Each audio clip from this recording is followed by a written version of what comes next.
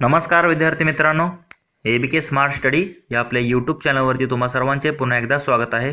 तर आपला महाराष्ट्र दुय्यम सेवा गट ब चा अराजपत्रित पूर्व परीक्षेचा दिनांक 24 एप्रिल 2019 साली झालेला आपला हा पेपर सुरू आहे। तर या पेपरचे या अगोदर आपण 3 भाग पाहिलेले आहेत। तर त्याच पेपरचा आज आपण ते शेवटचा चौथा भाग पाहणार आहोत, ज्यामध्ये आपण शेवटचे राहिलेले महत्त्वाचे असे 25 प्रश्न स्पष्टीकरणासहित पाहणार आहोत। तर हे प्रश्न तुमच्या येणाऱ्या परीक्षेसाठी अत्यंत उपयुक्त ठरणार आहेत, त्यामुळे तुम्ही हा व्हिडिओ स्किप न करता पूर्ण पहा व तुमच्या मित्रांना देखील शेअर करा। चला तर आता वेळ न घालवता आपण आपल्या डायरेक्ट प्रश्नांकडे वळूयात। पाहूया ते आजच्या आपल्या भाग 4 मधील आपला हा प्रश्न पहिला। तर प्रश्न क्रमांक 76 तुम्ही इथे पाहू शकतात। जेव्हा वितळलेल्या सोडियम क्लोराईड मधून 100 एम्पियर विद्युत प्रवाह 965 सेकंदाकरिता प्रवाहित केला तर काय होणार आहे। तर Na चा आपल्याला माहिती आहे 23 हा जो आहे तर त्याचा अणुअंक आहे आणि क्लोरीनचा 35.5 आहे। तर लक्षात घ्या, जेव्हा आपण 100 एम्पियर विद्युत प्रवाह त्या वितळलेल्या ज्या म्हणजे सोडियम क्लोराईड मधून आपण जेव्हा प्रवाहित करतो तर काय होतं, तर तो सोडियम जो आहे तर तो जो आहे तर तो कॅथोडवर त्याचं निक्षेपण होतं आणि क्लोरीन जो आहे तर त्याचं ॲनोडवर निक्षेपण होतं। म्हणजे इथे कशामध्ये दिले आपल्याला 23 ग्रॅम सोडियम कॅथोडवर निक्षेप होईल आणि 35.5 ग्रॅम जो क्लोरीन दिलेला आपल्याला तो क्लोरीन वायूचा ॲनोडवर निकास होईल। म्हणजे इथे जर तुम्ही पाहिलं तर ऑप्शन 2 मध्ये हे योग्य दिलेलं आहे, म्हणजे ऑप्शन 2 आपलं योग्य आन्सर असेल। म्हणजे इथे काय होणार आहे, सोडियम जे निक्षेप ज्याला आपण डिपॉझिटेड म्हणतो, डिपॉझिट होणार आहे तिथे, आणि क्लोरीन जो आहे तर तिथे काय होणार आहे, इव्हॉल्व होणार आहे त्या कशाबरोबर, तर ते ॲनोड बरोबर होईल। म्हणजे ऑप्शन 2 मध्ये योग्य दिलेलं आहे। म्हणजे सेमच आकडे राहणार आहेत, फक्त हे सोडियम ते कॅथोडवर जातं आणि क्लोरीन जे आहे तर ते ॲनोडवर, एवढं तुम्ही लक्षात ठेवा। पुढे प्रश्न पाहूयात। प्रश्न क्रमांक 77। प्लॅटिहेल्मिंथेसचे अशा प्रकारे सर्वोत्तम म्हणून वर्णन केले आहे। तर आता वेगवेगळे जे आता 10 संघ आहेत आपले, तर त्यापैकी प्लॅटिहेल्मिंथेस हे एक संघ आहे। तर ज्याला आपण काय म्हणतो, तर पाठीचा कणा नसलेले म्हणजे असमपृष्ठरज्जू प्राण्यांचा म्हणजे संघ आहे हा, त्याला आपण प्लॅटिहेल्मिंथेस म्हणतो। तर त्याचे जे आहे तर ते कशा प्रकारे वर्णन केलेले आहे, तर 4 इथे आपल्याला ऑप्शन दिलेले आहेत। तर त्याला आपण टेप वर्म म्हणजे फ्लॅट वर्म, त्यानंतर ट्रिब्लोब्लास्टिक म्हणतो आपण त्याला, त्याप्रमाणे ॲसिलोमेट प्राणी म्हणतो। म्हणजे प्लॅटिहेल्मिंथेसलाच आपण ट्रिब्लोब्लास्टिक, त्याप्रमाणे ॲसिलोमेट प्राणी आणि फ्लॅट वर्म असे जे आहे तर त्याचे आपण वर्णन करतो प्लॅटिहेल्मिंथेसचे। यामध्ये जर उदाहरण सांगायचे गेले तर टेप वर्म आहे, प्लॅनेरिया आहे, लिव्हर फ्लूक आहे। तर हे जे आहे तर ते यामध्ये मोडतात आणि फ्लॅट वर्म, ट्रिब्लोब्लास्टिक आणि ॲसिलोमेट प्राणी असं त्याचं आपण वर्गीकरण करतो। वर्गीकरण आहे तर त्याचे आपण हे वर्णन करतो, फ्लॅट वर्म, ट्रिब्लोब्लास्टिक आणि ॲसिलोमेट प्राणी, लक्षात ठेवा। तर पुढील प्रश्न पाहूयात। प्रश्न क्रमांक 78। द्विविभाजनासाठी अमिबाला किती जनक पेशींची आवश्यकता असते। तर लक्षात घ्या, अमिबा हा एक पेशीय प्राणी आहे, तर त्याचं जर त्याला द्विविभाजन करायचं असेल तर एकच पेशीचं विभाजन होणार आहे, म्हणून ऑप्शन 3 जे आहे तर ते आपलं आन्सर असेल। द्विविभाजनासाठी अमिबाला एकच जनक पेशींची आवश्यकता असते, लक्षात घ्या, ऑप्शन 3 जे आहे तर ते आपलं योग्य आन्सर असणार आहे। पुढील प्रश्न पाहूयात। प्रश्न क्रमांक 79। तर मित्रांनो, तुम्हाला जर याची जर PDF हवी असेल तर आपले टेलिग्राम चॅनल आहे, त्याची लिंक तुम्हाला डिस्क्रिप्शन बॉक्समध्ये दिलेली आहे, तिथे तुम्ही टेलिग्राम चॅनल जॉईन करून याची PDF फ्रीमध्ये मिळवू शकता।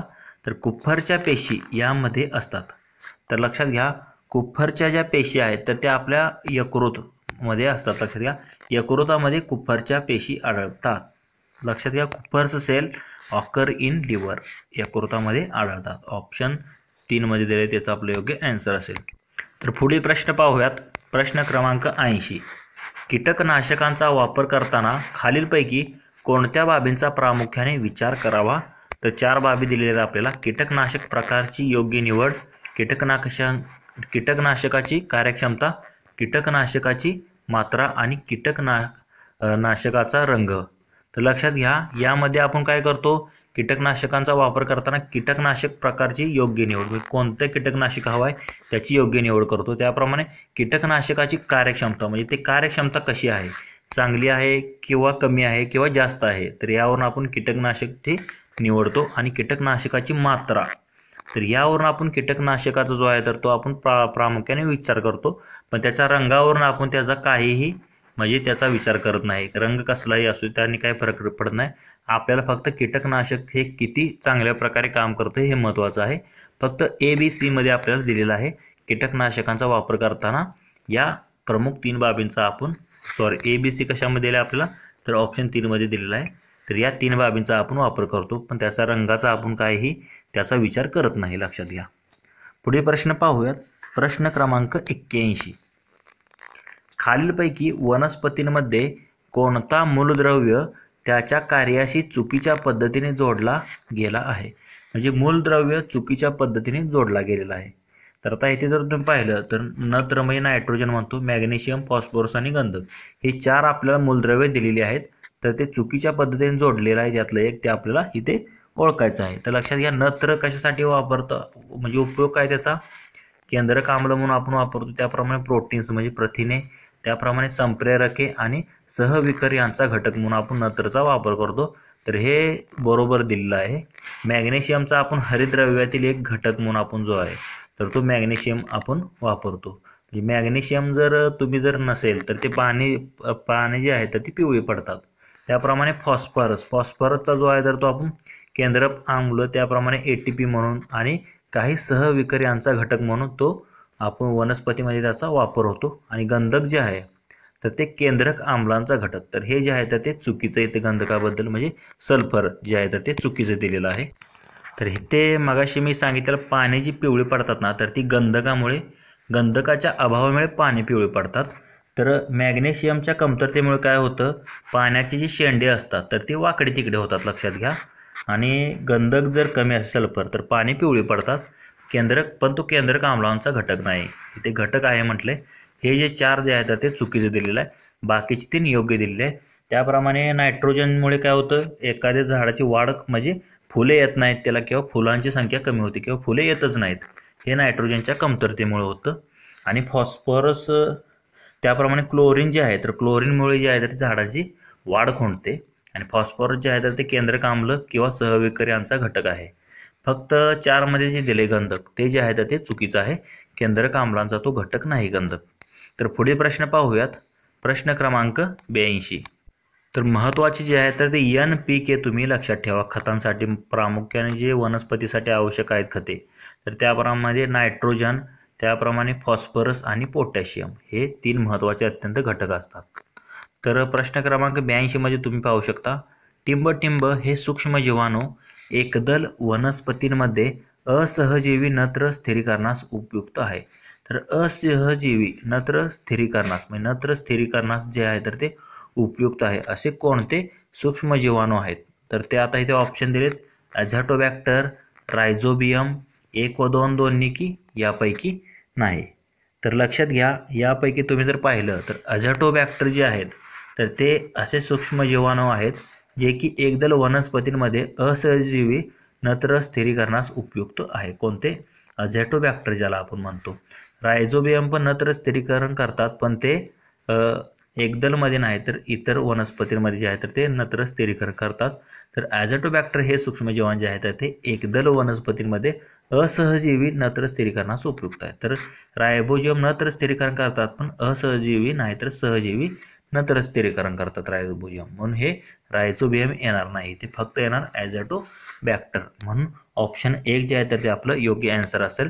ॲझोटोबॅक्टर जे आहेत तर हे सूक्ष्मजीवाणू एकदल वनस्पतींमध्ये असहजीवी नत्र स्थिरीकरणास उपयुक्त आहेत. पुढे प्रश्न पाहूयात. प्रश्न क्रमांक 83.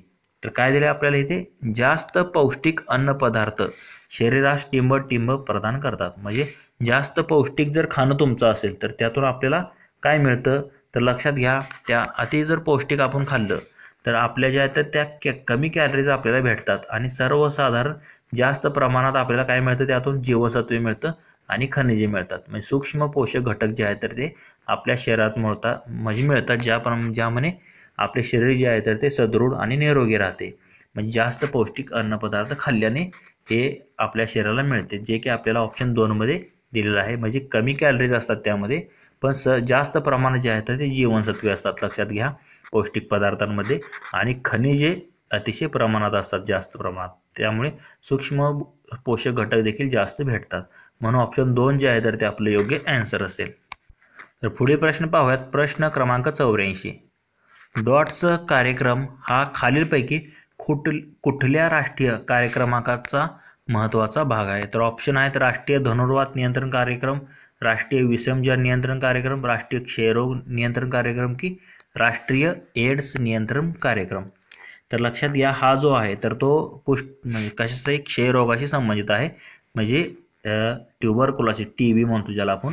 तर हा जो आहे तर तो राष्ट्रीय क्षयरोग नियंत्रण कार्यक्रम जो आहे तर या कार्यक्रमाचा महत्त्वाचा भाग आहे, त्याला आपण डॉट्स म्हणतो. तर लक्षात घ्या, इंग्रजीमध्ये त्याचं नाव काय आहे? DOTS, त्याला डॉट्स म्हणतात. डायरेक्ट ऑब्झर्वेशन ट्रीटमेंट जी आहे तर ती केंद्रामार्फत दिली जाते क्षयरोग असणाऱ्या व्यक्तीस, आणि ही 100% जी आहे तर ती मोफत आहे, म्हणजे केंद्र पुरस्कृत हा कार्यक्रम आहे डॉट्स कार्यक्रम क्षयरोगांच्या पेशंटसाठी. म्हणजे राष्ट्रीय क्षयरोग नियंत्रण कार्यक्रमाचे हा महत्त्वाचा भाग आहे डॉट्स हा कार्यक्रम. म्हणून ऑप्शन 3 जे आहे तर ते आपलं योग्य आन्सर असणार आहे. पुढील प्रश्न पाहूयात. प्रश्न क्रमांक 85. तर हा शेवटचा प्रश्न आहे विज्ञानाचा. तर यानंतर पुढीलचे 15 जे प्रश्न आहेत तर ते महत्त्वाचे असे गणिताशी संबंधित आहेत. तर प्रश्न क्रमांक 85 मध्ये काय दिलेला आहे? खालीलपैकी कोणते रासायनिक पदार्थ चेता संवेदनवाहक म्हणून प्रमाणित केले आहेत? चेता संवेदनवाहक म्हणून प्रमाणित केलेले आपल्याला रासायनिक पदार्थ निवडायचे आहेत. तर ते पर्याय ABCD मध्ये तुम्हाला ते दिलेले आहेत पदार्थ.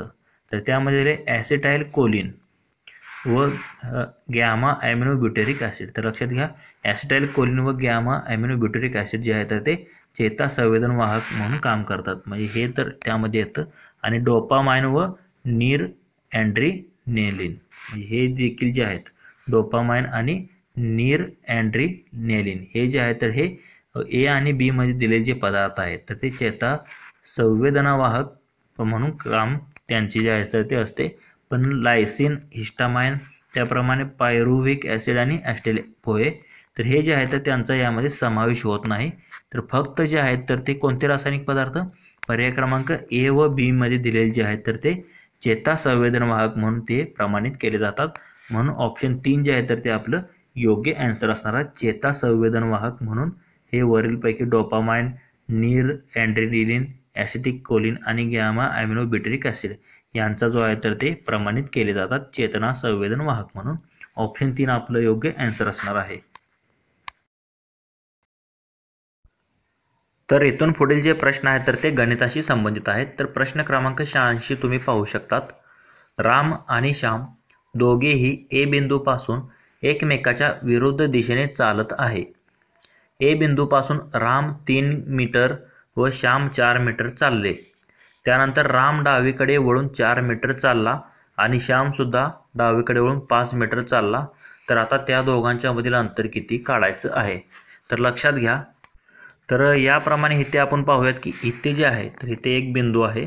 तर या बिंदूपासून इकडे डावीकडे राम आणि उजवीकडे श्याम चाललेले आहेत. राम पहिल्यांदा गेला आहे 3 मीटर आणि श्याम जो इकडे गेलेला आहे उजवीकडे 4 मीटर, म्हणजे एकमेकांच्या विरुद्ध गेलेले आहेत. आता राम डावीकडे वळून 4 मीटर गेला, म्हणजे इकडे आला, तो इथे आला आता. आणि श्याम पण डावीकडे वळून तो इकडे गेला, 5 मीटर गेला, म्हणजे तो इथे आला आहे. तर आता सध्याचं जे अंतर आहे या दोघांमधलं तर हे अंतर आपल्याला काढायचं आहे. तर इथे जर तुम्ही पाहिलं तर हे अंतर काढण्यासाठी आता आपल्याला काय करावं लागेल? तर आता इथे जर तुम्ही जर हे बघितलं तर हे टोटल अंतर किती आहे?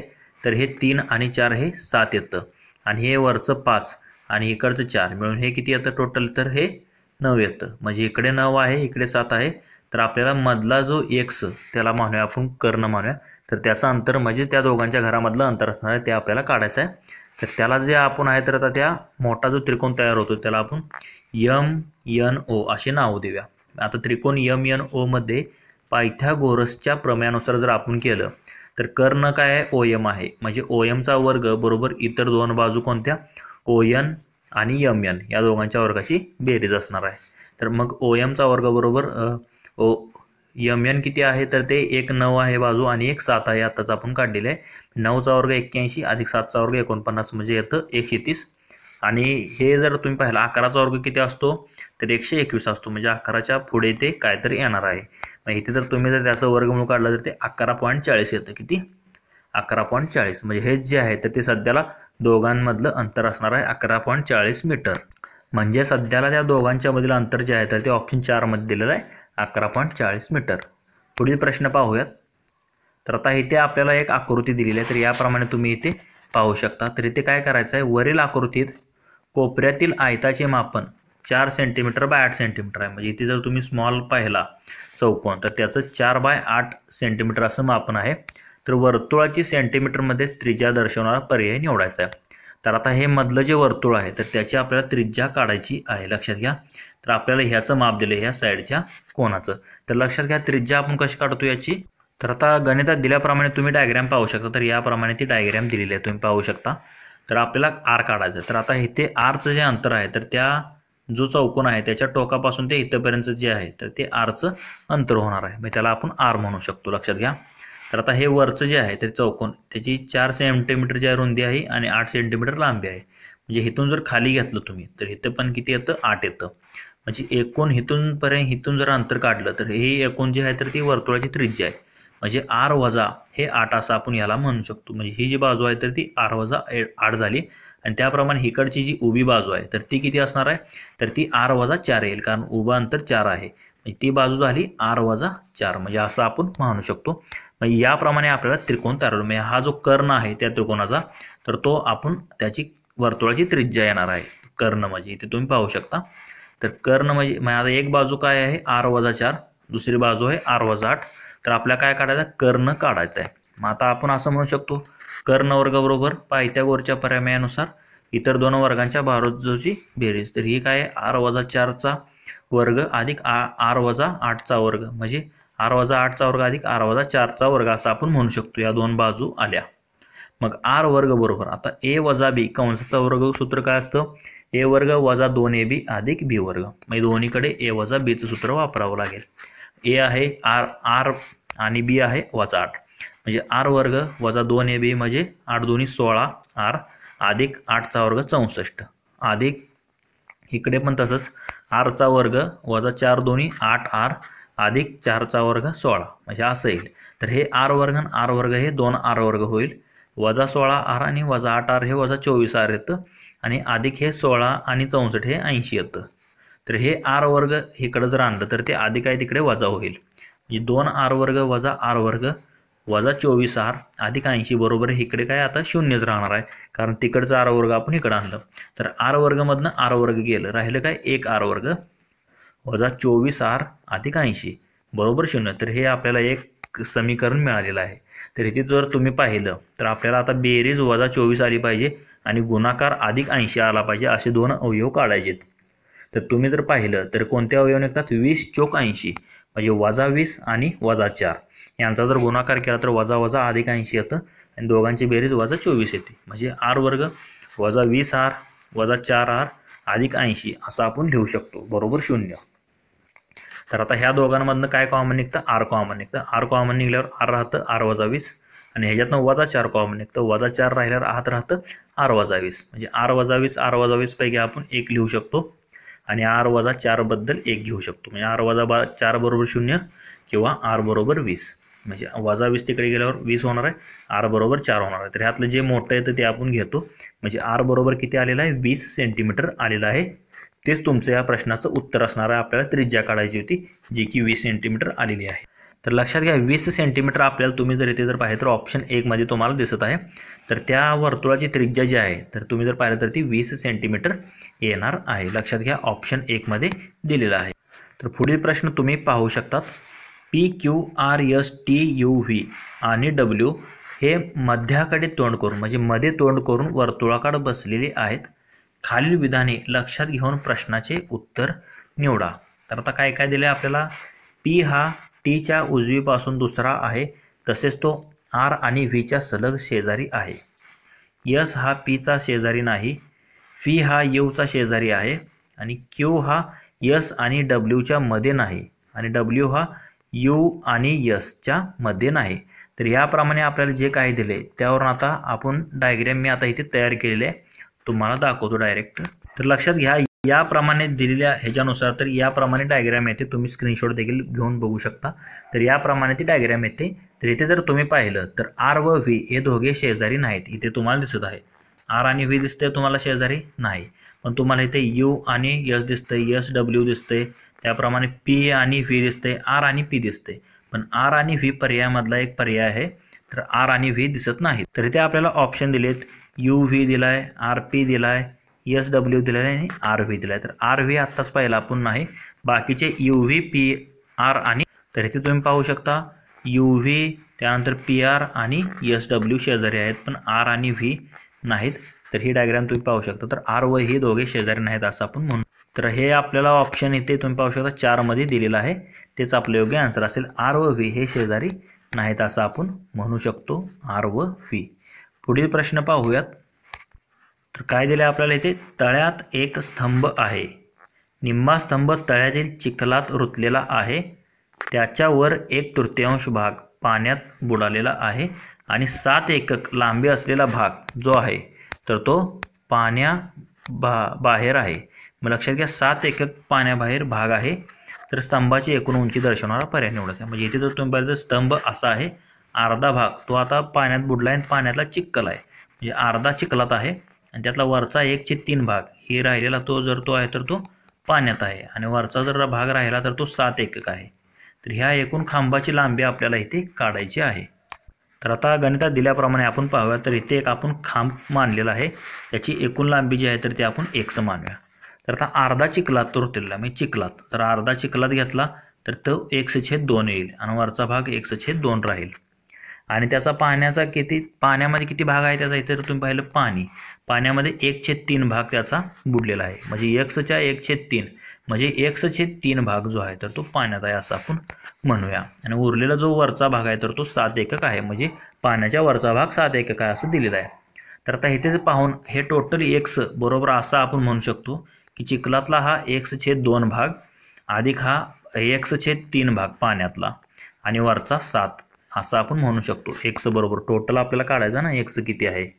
तर आता इथे जर तुम्ही पाहिलं तर मग x बरोबर काय येणार आहे, 1/2 अधिक 1/3 पाण्यातला भाग आणि 7 यांचा जर तुम्ही लसावी काढला तर तो 6 येतो, म्हणजे इथे बेत्रिक 6 म्हणजे हे 3x अधिक 3 दोन्ही 6 म्हणजे हे 2x अधिक 6 7 42 भागिले 6 असं आपण म्हणू शकतो लसावी 6 आला। तर 6 हे तिकडं गुणाकारात जाईल म्हणजे 6x होईल आणि हे 3 आणि 2 किती होईल तर हे 5x होईल, अधिक 42 ला अधिक 42, तर हे 5x तिकडे जाऊन काय होणार आहे, एक 6x मधून वजा होणार, 6x वजा 5x बरोबर 42 आलं, 6 मधून 5 गेले, x राहिले म्हणजे 1 राहिले, 1x म्हणजेच किती आलं इकडे 42 आलं, म्हणजे 42 सेंटीमीटर जी काय असणार आहे तर त्या किंवा 42 एकक जे आहे तर त्या एकूण खांबाची लांबी जी असणार आहे तेच आपलं योग्य आन्सर असेल। तर 42 हे जे आहे तर ते आपल्याला ऑप्शन 1 मध्ये दिलेलं आहे, तेच आपलं योग्य आन्सर असेल।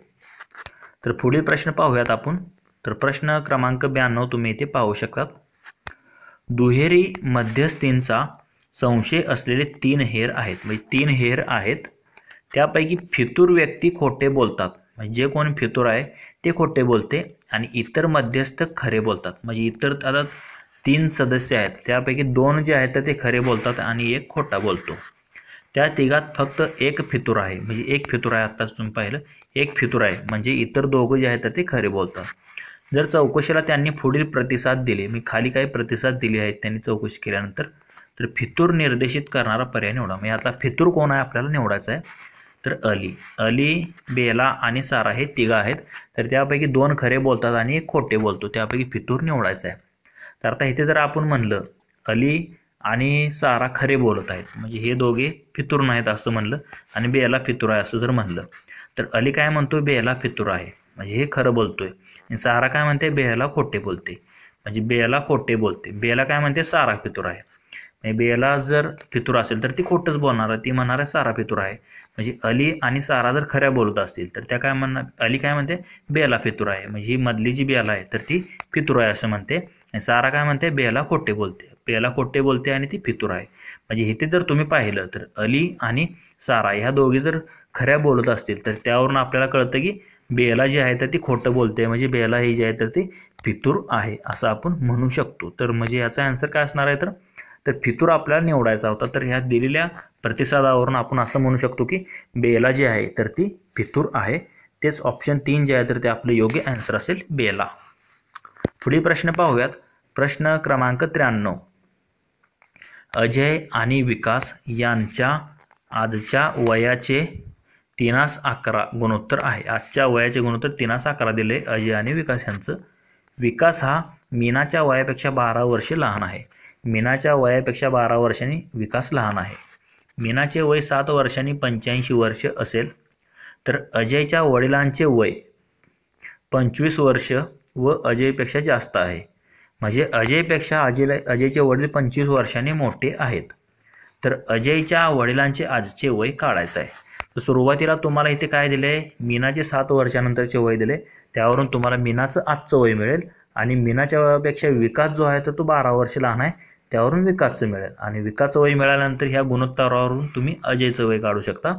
आणि जेवढं अजयचं वय निघेल त्यामध्ये तुम्हाला 25 वर्ष जास्त मिसळायचं आहे, जे की अजयच्या वडिलाचं वय असेल. तर लक्षात घ्या, गणितात दिल्याप्रमाणे तुम्ही पाहू शकतात. मीनाचे 7 वर्षानंतरचे वय 85 आहे. मग तिचं आजचं वय काय असणार आहे, 85 वजा 7 म्हणजेच 78 हे मीनाचे आजचे वय असेल. विकास हा मीनापेक्षा 12 वर्षांनी लहान आहे. विकास जर मीनापेक्षा 12 वर्षांनी लहान असेल तर मग विकासचं वय काय असणार आहे, मीनाच्या वय वजा 12 म्हणजे 66 वर्ष हे विकासचं वय आलं. तर लक्षात घ्या, अजय व विकास यांच्या आजच्या वयाचे गुणोत्तर दिले आपल्याला 3:11. हे जर आपण एका x प्रमाणात जर घेतलं तर अजयचं वय होतं 3x आणि विकासचं होतं 11x. 3x आणि 11x. मग 11x हे कोणाचं गुणोत्तर आहे, विकासचं गुणोत्तर आहे. विकासचं वय आपल्याला माहिती आहे 66. म्हणजे 11x बरोबर 66 असं आपण लिहू शकतो, कारण त्याचं गुणोत्तर आणि वय सारखंच असणार आहे. म्हणजे 11x बरोबर 66. मग x बरोबर काय असणार आहे, 66 भागिले 11. 11 × 11, 11 संग 66. म्हणजे आपल्याला इथे x ही किंमत मिळाली, किती, 6 आली. मग अजयचं वय काय आहे, 3x आहे. 3x म्हणजेच 3 × 6 म्हणजे किती, 18 वर्ष हे काय आलं, अजयचं वय आलं. तर आपल्याला काय काढायचं आहे, अजयच्या वडिलांचं वय काढायचं. तर लक्षात घ्या, अजयच्या वडिलांचं वय काय आहे, अजयपेक्षा 25 वर्षांनी जास्त आहे. मग अजयचं वय 18 आणि वडिलांचं 25 जास्त, म्हणजे 18 अधिक 25 केलं तर किती येतं, 43 वर्ष, जे की अजयच्या वडिलांचं वय असणार आहे 43 वर्ष. म्हणजेच तर 43 वर्ष आपल्याला ऑप्शन 2 मध्ये दिलेलं आहे, तेच आपलं योग्य आन्सर असणार आहे. तर पुढील प्रश्न पाहूयात. प्रश्न क्रमांक 94. तर आता इथे काय दिलं आहे आपल्याला, एक्स ही बाटली पूर्णपणे लिंबू सरबताने भरलेली आहे. त्यात 1 लिटर लिंबू रस आहे. म्हणजे 1 लिटरचा लिंबू रस आहे एक्स ह्या बाटलीत. म्हणजे एक्स बाटलीची कॅपॅसिटी किती झाली, 1 लिटर म्हणजे 1000 ml. हंसाने वाय व झेड या 2 रिकाम्या बाटल्यात एक्स मधला रस ओतला. म्हणजे एक्स मध्ये जो 1 लिटर रस होता त्यातला तो तिने 2 रिकाम्या बाटल्या वाय व झेड आहेत त्यामध्ये ओतलेला आहे. वाय बाटलीची धारकता म्हणजे कॅपॅसिटी वायची किती आहे, एक्स या बाटलीच्या निम्मे आहे. म्हणजे 500 ml असं आपण म्हणू शकतो, कारण एक्स मध्ये 1 लिटर मावते, म्हणून वाय बाटली धारकता एक्स बाटलीच्या निम्मे म्हणजे 500 ml आहे असं आपण म्हणू शकतो. यानंतर एक्स बाटलीत आणखी 0.6 लिटर रस शिल्लक आहे. म्हणजे तेवढं वतून सुद्धा, म्हणजे ज्या 2 बाटलीत त्यांनी काहीतरी वतलंय आणि ते वतून एक्स बाटलीमध्ये 0.6 लिटर म्हणजे 600 मिली शिल्लक आहे. वाय या बाटलीची 1/5 तर झेड या बाटलीची अर्धी धारकता रसाने भरलेली आहे. म्हणजे झेड बाटलीत जेवढं आहे त्याच्या अर्ध जे आहे तर ते भरलेलं आहे आणि वाय बाटलीची धारकता 1/5 आहे. तर हंसाने झेड ही बाटली पाण्याने पूर्णपणे भरली. म्हणजे झेड ही बाटली जी आहे तर ती पाण्याने पूर्ण भरली. तर आता झेड बाटलीतील द्रव्याची राशी जी आपल्याला लिटरमध्ये काढायची आहे. म्हणजे झेड बाटलीची क्षमता तुम्हाला इथे विचारलेली आहे. झेड बाटलीतील द्रव्याची राशी किती लिटरमध्ये आहे हे आपल्याला फक्त काढायचं आहे. तर कसं काढतो आपण हे, तर लक्षात घ्या, सुरुवातीला एक्स ही बाटली आहे त्याची कॅपॅसिटी किती, 1 लिटर दिलेली आहे. मग 1 लिटरने पूर्ण भरलेली एक्स बाटली आहे. मग तिने काय केलं तर तिने वाय आणि झेड अशा 2 रिकाम्या बाटल्या घेतल्या आणि त्यामध्ये एक्स मधलं काही थोडं द्रव्य जे आहे तर ते वाय आणि झेडमध्ये ओतलं. तर लक्षात घ्या, वाय मध्ये जे आहे तर त्याने जेवढं ओतलं तर मग त्यात एक्स ह्याच्यामध्ये शिल्लक किती राहिलं तर 0.6 लिटर शिल्लक राहिलं. एक्समध्ये काही ओतल्यानंतर 0.6 एवढा भाग शिल्लक राहिला, म्हणजे 600 ml चा शिल्लक राहिला. म्हणजे एकूण जर 1000 ml असेल आणि त्यातनं जर 600 मिली जर तुम्ही राहिलं तर बाकी किती राहणार आहे 400. 400 मिली ही तिनं वाय आणि झेडमध्ये ओतलेला आहे. आणि 1/5 आता वायमध्ये जेवढं ओतले त्याचा 1/5 भाग जो आहे तर तो भरला आहे. आणि वाय बाटलीची क्षमता किती आहे, हे एक्स बाटलीच्या निम्मी आहे. ही जर 1 लिटर असेल तर ही किती आहे 500 ml ची 500 ml ची क्षमता आहे आणि त्याचा 1/5 भाग भरला आहे. म्हणजे 500 भागिले 5 भाग भरला असं आपण म्हणू शकतो. कारण एकूण त्याची क्षमता आहे 500 ml पण त्याचा 1/5 भाग भरला आहे. म्हणजे 500 भागिले 5 जर गेलं तर किती आलं 100 ml. म्हणजे तिने वाय बाटलीमध्ये जे आहे तर तिने ते 100 मिली ml जे आहे तर ते द्रव्य जे आहे तर ते ओतलं असणार आहे. मग आता लक्षात घ्या एकूण तिने किती ओतले 400 ओतले. मग तिने काय मग राहिलेला भाग किती 300 ml. राहिलेली बाटली किती आहे अर्धी आहे. तर ह्या अर्ध्या भागामध्ये तिने किती ओतलेलं आहे 300 ml एवढं ओतलेलं आहे. कारण इथे फक्त 100 ml ओतले. मग टोटल तिने यातून 400 ml काढलेलं त्यातलं 100 इथे गेलं मग राहिलेलं 300 हे झेड बॉटलमध्ये असणार आहे. पण झेड बॉटलमध्ये जेवढं ओतलं तर त्याची झेड बॉटलची कपॅसिटी काय आहे तर ती अर्धीच बॉटल भरलेली आहे 300 ml ओतल्यानंतर. लक्षात घ्या 300 ml म्हणजे भरलेला भाग आहे जो की अर्धा आहे. म्हणजे अर्ध्या भागात जर 300 ml बसत असेल तर पूर्ण भागात किती बसणार आहे तर एकूण 600 ml म्हणजे याच्या दुप्पट म्हणजे 600 ml ची झेड बॉटल असणार आहे. तर त्यामध्ये तिने अजून द्रव ओतून ते बाटली भरलेली आहे आणि त्या द्रव्याची आपल्याला कॅपॅसिटी विचारलेली आहे. म्हणजे झेडची कॅपॅसिटी आपल्याला विचारलेली तर ती 300 ml अर्धे आहे म्हणजे पूर्ण भरल्यानंतर किती 600 ml होणार आहे. म्हणजे तेच आपल्याला काढायचं होतं झेड या बाटलीची कॅपॅसिटी. तर ती किती आली 600 ml आलेली आहे. म्हणजे त्याला 600 ml आपण कसं लिहू शकतो लिटरमध्ये भागिले 1000 म्हणजे 0.6 लिटर ही झेड या बॉटलची कॅपॅसिटी असणार आहे. तर आपल्याला तेच विचारलेलं झेड ही बाटली पाण्याने पूर्ण भरली तर झेड बाटलीतील द्रव्याची राशी लिटरमध्ये किती असणार आहे 0.6 लिटर. तर हे ते ऑप्शन 4 मध्ये आपल्याला दिलेलं आहे तेच आपले योग्य आन्सर असणार आहे. तर इथे तुम्ही पाहू शकतात प्रश्न क्रमांक 95 जेव्हा गुलाबी एक्स आहे तेव्हा पांढरा वाय आहे. म्हणजे जेव्हा गुलाबी एक्स असतो तेव्हाच पांढरा वाय असतो. जेव्हा गुलाबी एक्स नसतो तेव्हा झेड पिवळा आहे. म्हणजे जेव्हा लक्षात घ्या गुलाबी जर एक्स नसेल एक्स असेल तर तो वाय आहे पांढरा वाय आहे. पण जेव्हा गुलाबी जर एक्स नसेल तर पिवळा काय असतो झेड असतो. म्हणजे असं आपण म्हणू शकतो गुलाबी जर एक्स नसेल तर पिवळा झेड आहे परंतु पिवळा जर झेड असेपर्यंत पांढरा वाय असणार नाही. म्हणजे पिवळा जोपर्यंत झेड असणार आहे तोपर्यंत पांढरा देखील वाय असणार नाही. म्हणजे पांढरा वाय कधी असणार आहे जेव्हा गुलाबी एक्स असेल तेव्हाच पांढरा वाय असणार आहे. तर सर्व माहिती सत्य असेल तर असं आपण म्हणू शकतो की जेव्हा पिवळा झेड आहे तेव्हा गुलाबी नसणार आहे आणि पांढरा पण वाय नसणार आहे. म्हणजे गुलाबी एक्स नसणार नाही आणि पांढरा वाय पण असणार आहे कधी जेव्हा झेड पिवळा आहे तेव्हा असं आपण म्हणू शकतो. म्हणजे इथे जर 3 मध्ये जर तुम्ही पाहिलं पिवळा झेड असल्याने गुलाबी जो आहे तर तो एक्स नसणार आहे आणि अजून काय म्हणू शकतो आपण पांढरा वाय देखील नसणार आहे असं आपण म्हणू शकतो. पिवळा झेड असल्याने गुलाबी एक्स नाही असं आपण म्हणू शकतो दिलेल्या वाक्यानुसार. कारण इथेच तुम्ही पाहू शकता जेव्हा गुलाबी एक्स नाही तेव्हा पिवळा झेड आहे असं त्याने दिलेलं आहे. पिवळा झेड असल्याने काय म्हणू शकतो आपण गुलाबी एक्स नाही असं म्हणू शकतो. तर इथे आहे दिले म्हणून हे येणार नाही. फक्त इथे पहिल्या ओळीतच तुम्हाला आन्सर मिळतं. तर हे वाचताना त्यावेळेस तुम्हाला थोडाच वेळ असतो त्यामुळे गडबडून जातो आपण आणि प्रश्न सोडून देतो. तर लक्षात घ्या 10 सेकंदात याचं उत्तर निघते. तर इथेच तुम्हाला उत्तर निघून जाईल जेव्हा गुलाबी एक्स नाही तेव्हा झेड पिवळा आहे. म्हणजे झेड पिवळा असताना गुलाबी एक्स नसणार आहे. झेड पिवळा असल्याने गुलाबी एक्स नाही. साधं सिंपल आन्सर आहे. ऑप्शन 3 मध्ये दिलेला आहे तुम्हाला तेच आपलं योग्य आन्सर असणार आहे. पुढील प्रश्न पाहूयात. प्रश्न क्रमांक 96 एका राज्याचा शिक्षण विभाग 14 ते 18 या वयोगटातील विद्यार्थ्यांना गीतेचे पाठांतर करून शाळेच्या प्रार्थनागृहात दर दिवशी तज्ज्ञांच्या पर्यवेक्षणाखाली तो तोंडपाठ म्हणून दाखवत. म्हणजे काय करत होते 14 ते 18 वयोगटातील जी मुले आहेत तर त्यांना गीतेचे पाठांतर करून घेत होते. म्हणजे एका राज्याचा कोणता तरी विभाग आहे शाळेचा आणि ते जे आहे तर ते प्रार्थना गृहात जाऊन तज्ज्ञांच्या पुढे त्यांना ते म्हणून दाखवावे लागत होते. म्हणजे त्यामुळे काय होत होतं न्याहारी पत्रक मिळण्यास उत्तेजन देत आहे. तरुण व्यक्तींना आत्मविश्वास वाढवण्यासाठी आणि भारतीय जीवन तत्त्वज्ञानासंबंधाने त्यांची जागरूकता वाढवण्यासाठी शासनाने ही योजना रचली आहे. या योजनेत भाग घेऊन आणि गीता पाठ करून तरुण व्यक्ती हे तत्वज्ञान ग्रहण करतील आणि शांत जीवन जगतील. तर याप्रमाणे आपल्याला 5 ओळी दिलेल्या आहेत. तर आपल्याला काय करायचं आहे, वरील युक्तिवाद जो दिलेला आहे तर त्याची त्रुटी सर्वात चांगल्या प्रकारे व्यक्त करणारा एक पर्याय निवडायचा आहे. तर इथे जर तुम्ही पाहिलं तर हे पाठ करून घेत आहे त्यांच्याकडून आणि हे व्यक्ती हे तत्वज्ञान ग्रहण करतील आणि शांत जीवन जगतील असं इथे शेवटच्या वेळेत म्हटलेलं आहे. तर ह्याच्यावरून आपण असं म्हणू शकतो की जागरूकता म्हणजेच आकलन नव्हे. म्हणजे हे जर तुम्ही नुसतं ह्याच्याकडून जर पाठ करून घेतलं, नुसतं पाठ करून घेणार आहे पण त्याचा अर्थ काय त्यांना होणार आहे का? नुसतं जर गीतेचं पाठांतर केलं तर त्यांना संपूर्ण आकलन झाल्याशिवाय तर त्यांना ती गीता समजणार नाही.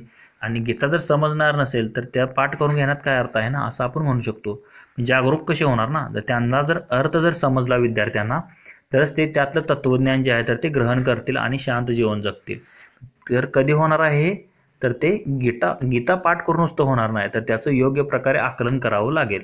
तरच ते जे आहे तर ते तत्वज्ञान ग्रहण करतील आणि शांत जीवन जगतील. म्हणजे जागरूकता म्हणजेच आकलन नव्हे असं आपण म्हणू शकतो. म्हणजे हे जे आहे तर ते शाळेचा चांगला उपक्रम आहे, तो गीता पाठ करून घ्या, पण ते जागरूकता करणे म्हणजेच त्याचं आकलन करणे असं नाही, असं आपण यावरून म्हणू शकतो. म्हणून ऑप्शन 3 जे आहे तर ते आपलं योग्य ॲन्सर असणार आहे. तर पुढील प्रश्न पाहूयात. तर यासारखाच प्रश्न आहे, इथे देखील काही ओळी दिलेल्या आहेत. तर वरील युक्तिवादात वापरल्या तत्वाचे उत्तम विवरण करणारे उदाहरण निवडायचं आहे. तर अगोदर आपण ते युक्तिवाद वाचूया. अलीकडच्या काही वर्षात अनेक लोकांनी सायकलींचा वापर करू लागलेले आहेत. म्हणजे तुम्ही जर पाहताय अनेक व्यक्ती जे आहेत तर ते सायकलचा वापर करत आहेत. लोकांना सदृढ राहायला याची मदत होते, या कारणाने ही बाब जी आहे तर ती स्वागतार्ह आहे. म्हणजे फिटनेसच्या निमित्ताने का होईना लोक सायकल वापरत आहेत. पण जर शिरस्त्राण घालण्याचा सक्ती केली, लक्षात घ्या शिरस्त्राण म्हणजे काय, ज्याला आपण हेल्मेट म्हणतो, हेल्मेट सक्ती केली तर लोक सायकल चालवणे टाळतील. मग हेल्मेट जर सक्ती केली तर लोक काय म्हणतील, कशाला उगं हे हेल्मेट, तर ते सायकल चालवणं टाळतील. तर प्रत्येक गोष्टीत धोका असतो आणि स्वतःची काळजी कशी घ्यायची हे लोकांना माहीत आहे. लोकांना सुद्धा माहीत आहे की कोणत्या गोष्टीत कशी काळजी घ्यायची आहे. लोकांनी स्वतःचे नुकसान करण्यामागे शासनाची कोणतीच भूमिका नाही. लोकांचं नुकसान व्हावं अशी शासनाची भूमिका नाही, परंतु सायकल चालवणाऱ्यांवर शिरस्त्राण घालण्याची बळजबरी करणे ही सरकारची व्यक्तिगत निवडीत होणारी अनावश्यक लुडबुड आहे आणि ते लोकशाही जीवनमार्गाच्या विरोधी आहे. तर लक्षात घ्या, सायकलीवरून चालणाऱ्यांना हेल्मेट सक्ती करणे हे जरी तुम्ही जर पाहिलं त्यांच्या सुरक्षेसाठी असलं तरी काय कोणाची इच्छा नसते किंवा जे ते स्वतःची काळजी घेऊ शकतात असं लोकशाहीत आपल्याला सांगितलेलं आहे. म्हणजे हे जे आहे तर ते सरकार जे आहे तर ते अनावश्यक लुडबुड करते, हे जर कंपल्सरी केलं तर असं ते लोकशाही जीवनमार्गाच्या जे आहे तर ते विरोधी आहे असं यामध्ये दिलेलं आहे. हेल्मेट सक्ती सरकारनं केलीच पाहिजे असं हे सरकारचं म्हणणं आहे, कारण ते लोकांच्या फायद्याचं आहे. पण लोकांना तसं वाटत नाही, हेल्मेट सक्ती नको आहे कारण ते स्वतःची काळजी घेऊ शकतात. मग हे जे सरकार जबरदस्ती करते तर ते हे युक्तिवाद आपल्याला दिलेलं आहे. तर त्याचे उत्तम विवरण करणारे विधान आपल्याला निवडायचं आहे. तर इथे दिलेल्या व्यावसायिक सायकल चालवणाऱ्यांची शिरस्त्राण वापरणे प्रस्थापित करायला हवे. तर हे तर काय याचं विवरण होऊ शकत नाही. तर लक्षात घ्या, ह्याचं विवरण काय होऊ शकतं, मौजेसाठी घेतल्या जाणाऱ्या पेयांना व औषधांना कायदेशीर मान्यता द्यायला हवी. म्हणजे अजून एक ह्याच्यावरून विवरण काय निघतं तर लक्षात घ्या, म्हणजे प्रिन्सिपल किंवा आपण त्याला म्हणतो तर आर्ग्युमेंट काय निघतं याच्यातून, तर मौजेसाठी घेतल्या जाणाऱ्या पेयांना म्हणजे जे ड्रग्ज वगैरे घेतात, काही लोक ड्रग्ज किंवा ड्रिंक करतात तर त्यांना कायदेशीर मान्यता द्यायला हवी. म्हणजे हे देखील जे आहे तर तो लोकांचा खाजगी प्रश्न आहे, ती ड्रिंक करायची किंवा नाही. तर हे देखील सरकारने जे आहे तर ते बंधने जे आहे तर यावरची सुद्धा उठवली पाहिजेत असं म्हणजे विवरण यातनं होऊ शकतं. म्हणजे मौजेसाठी घेतल्या जाणाऱ्या पेयांना व औषधांना कायदेशीर मान्यता द्यायला हवी असं या वरील पॅरेग्राफमधून आपल्याला विवरण दिसून येतं. म्हणजे ऑप्शन 2 याचं योग्य ॲन्सर असणार आहे.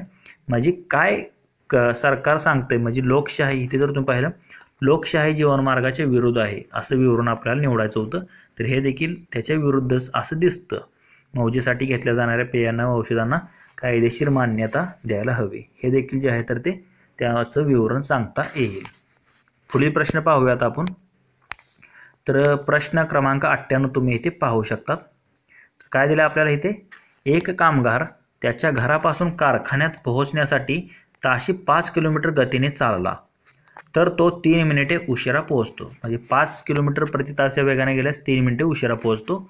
जर तो ताशी 6 किलोमीटर गतीने चालत गेला तर तो 7 मिनिटे लवकर पोहोचतो. म्हणजे 1 किलोमीटर प्रति तास जर वेग वाढवला त्याचा 6 केला तर तो 7 मिनिटे लवकर पोहोचतो. तर त्याचे घर आणि कारखाना यातील अंतर किलोमीटरमध्ये काढायचं आहे. तर लक्षात घ्या 2 ते 3 ओळीतच याचा आन्सर निघतं. म्हणजे 10 ते 15 सेकंदात तुम्ही याचा आन्सर काढू शकता. तर असा जेव्हा तुम्हाला प्रश्न येतो अगोदर पोचला असता एवढ्या वेगाने गेला किंवा नाही एवढ्या वेगाने गेला तर लवकर पोचला असता, असे जेव्हा 2 वेग तुम्हाला दिले जातात आणि 2 वेळा दिले जातात तर त्यानुसार एका डायरेक्ट सूत्रानुसार तुम्ही याचा आन्सर काढू शकता. तर लक्षात घ्या कामगारांचं जे घर आहे आणि कारखाना आहे यातलं अंतर आपल्याला काढायचं आहे. तर ते अंतर आपण आता x मानूया. तर लक्षात घ्या जेव्हा कामगार 5 किलोमीटर प्रति तास वेगाने चालतो तेव्हा तो 3 मिनिट काय होतो उशिरा पोहोचतो. आणि जेव्हा कामगार 6 किलोमीटर प्रति तास वेगाने चालतो तेव्हा 7 मिनिटे लवकर जातो. म्हणजे इथे जर तुम्ही पाहिलं वेगातील फरक किती आहे 1 किलोमीटर प्रति तासचा आहे. म्हणजे अंतर तुम्ही आता हे फॉर्म्युला तुम्ही लक्षात घ्या. असं जेव्हा गणित दिलं जातं तर तेव्हा जे डिस्टन्स म्हणजे अंतर डायरेक्ट कसं काढतो आपण अंतर बरोबर वेळेतील फरक भागिले वेगातील फरक गुणुले पहिला वेग गुणुले दुसरा वेग. तर लक्षात घ्या वेळेतील फरक किती आहे 3 मिनिटं उशिरा म्हणजे अगोदर आणि 7 मिनिटं लवकर. म्हणजे 7 मिनिटं अगोदर आणि 3 मिनिटं उशिरा म्हणजे 7 आणि 3 इथे जर तुम्ही पाहिलं तर एकूण 10 मिनिटाचा जो फरक आहे तर तो वेळेमध्ये निघतो. म्हणजे वेळेतील फरक आला 10 मिनिट. इथे आपण 10 लिहू शकतो पण हे मिनिटामध्ये दिले आणि वेग आपल्याला प्रति तासमध्ये दिला आहे. मिनिटाचा तासमध्ये करण्यासाठी आपण त्याला 60ने भागतो. म्हणजे 10/60 असा आपण वेळेतील फरक लिहू शकतो. 10/60 आवर भागिले वेगातील फरक किती आहे 6 मधून 5 गेले 1 किलोमीटर प्रति तास. पहिला वेग आहे 5 दुसरा वेग आहे 6 किलोमीटर प्रति तास. म्हणजे हे 10 भागिले हे 60 खाली जाईल गुणवले हे 5 सक्क 30 होईल. म्हणजे हे शून्याला शून्य कट झाले 3 1 3 3 2 6 बे के बे बे पंचे 10 किती आलं 5. म्हणजे 5 जे आहे तर ते कशामध्ये येणार आहे तर हे अंतर किलोमीटर प्रति तासमध्ये तुम्ही जर पाहिलं तर हा वेग होता. म्हणजे हे जे अंतर आलेलं आहे तुमचं तर ते कशामध्ये आले किलोमीटर प्रति म्हणजे किलोमीटरमध्ये अंतर आलेलं आहे. म्हणजे 5 किलोमीटर आपलं योग्य आन्सर असेल. तर लक्षात घ्या 5 किलोमीटर आपल्याला हे ऑप्शन 2 मध्ये तुम्हाला दिसत आहे 5 हा पर्याय. तर ते जे आहे तर ते अंतर किती किलोमीटर असणार आहे घर ते कारखाना तर ते 5 किलोमीटर असेल. तर पुढील प्रश्न पाहूयात प्रश्न क्रमांक 99. तर काय दिलं आपल्याला इथे प्रत्येक वाक्यातील रिकाम्या जागेत चपखल बसून दिलेल्या संदर्भात 2 स्वतंत्र समान अर्थाची पूर्ण वाक्ये तयार करतील अशी शब्दजोडी व शब्दसमूह निवडा. तर इथे आपल्याला एक रिकाम्या जागी एक शब्दसमूह निवडायचा आहे जे की जे आहे तर ते म्हणजे शब्दजोडी किंवा शब्दसमूह निवडायचा जो की वाक्य तयार करेल सेपरेट. तर जगभरातील प्राचीन संस्कृती देवतांचे सांत्वन करण्यासाठी रक्त अर्पण केले जात होते. म्हणजे प्राचीन जी संस्कृती होती त्यावेळी देवतांचे सांत्वन करण्यासाठी रक्त अर्पण केले जात होते आणि मानवी बळी दिला जात होता. म्हणजे ते रक्त जे आहे तर ते मानवी बळी देऊन ते रक्त अर्पण केले जात होते प्राचीन काळी. असे असले तरी शेजारच्या टोळ्यातील कैद्यांना बळी देण्याबाबतचा माया संस्कृतीचा नैसर्गिक कल ही जी संस्कृती कोणती होती माया संस्कृती होती जी की कैद्यांचा बळी देत होती. म्हणजे शेजारच्या टोळ्यातील काही कैदी होते तर त्यांचा जो आहे तर माया संस्कृतीचा कल जो आहे तर तो अन्य सर्व टोळ्यांना टिंबटिंब करत होता. म्हणजे ह्यातली काही कैद्यांना घेतलं होतं त्यांनी म्हणजे त्यांना नरबळी त्यांचा देणार होते आणि त्यांचे रक्त अर्पण करणार होते त्यांच्या देवतांचे सांत्वन करण्यासाठी. पण जे न घेतलेले जे लोक आहेत त्यांना आपण काय म्हणतो शेजारच्या टोळी इतर जे कैदी होते तर ते काय होते घाबरून गेले होते. म्हणजे असं आपण काय म्हणू शकतो याचा अस्वस्थ म्हणू शकतो किंवा अपमानित देखील त्यांना आपण म्हणू शकतो. म्हणजे इतर अन्य टोळ्यांना ते अस्वस्थ करत होता किंवा अपमानित करत होता असं आपण हे दोन्ही शब्द इथे बसवू शकतो अस्वस्थ आणि अपमानित. लक्षात घ्या म्हणजे अस्वस्थ करत होते कारण इतर टोळ्यांना सुद्धा त्याची भीती वाटत होती माया संस्कृतीची आणि त्यांना असं देखील वाटत होतं की अपमानित हे आपल्याला करता येतं असं देखील त्यांना वाटत होतं. म्हणजे अस्वस्थ किंवा अपमानित करत होते असे दोन्ही जे शब्द आहेत तर इथे बसतात. म्हणजे पर्याय क्रमांक 2 मध्ये दिलेला आहे तेच आपलं योग्य आन्सर असणार आहे. म्हणजे अस्वस्थ आणि अपमानित करत होता. तर शेवटचा प्रश्न पाहूयात प्रश्न क्रमांक 100. तर इथे एक आपल्याला आकृती दिलेली आहे ते तुम्ही पाहू शकता. तर वरील जाळ्यांची घडी करून घनाकार मिळवला म्हणजे घन तयार केला तर घनाच्या पृष्ठावरील फक्त नेमक्या 2 कर्णरेषा जितक्या शिरोबिंदूत छेदतात यांची संख्या निवडा. म्हणजे असं क्रॉस जिथे होतं ते आपल्याला पॉईंट निवडायचं आहे. तर लक्षात घ्या, हे जर घडी ह्याच्यावर टाकली तर ही अशी क्रॉसमध्ये येणार आहे. म्हणजे इथे क्रॉस आला, त्यानंतर ही जर इकडे टाकली तर इथे क्रॉस येणार आहे. ह्या 2 क्रॉस आला. ही जर इकडे टाकली तर इथे क्रॉस येणार आहे. 3 क्रॉस आला आणि खालची न वरची ह्याच्यावर टाकली तर इथे क्रॉस येईल. म्हणजे एकूण जर तुम्ही पाहिले तर एकूण 3 आणि हे 4 क्रॉस ह्याची जर तुम्ही ठोकळा म्हणजे क्यूब तयार केला तर तुम्हाला किती अशा एकूण 4 वेळेस जे आहे तर ते किती जितक्या कर्णरेषा शिरोबिंदूत छेदतात त्यांची संख्या आपल्याला निवडायची आहे. म्हणजे 2 कर्णरेषा जितक्या शिरोबिंदूत छेदतात म्हणजे अशा, तर असे किती वेळेस होतं तर ते 4 वेळेस येतं असं आपल्याला दिसून येतं. हे तर ऑप्शन 2 मध्ये दिलेलं आहे. साधा फक्त ऑब्झर्वेशन तुम्हाला हा प्रश्न सोडवायचा होता.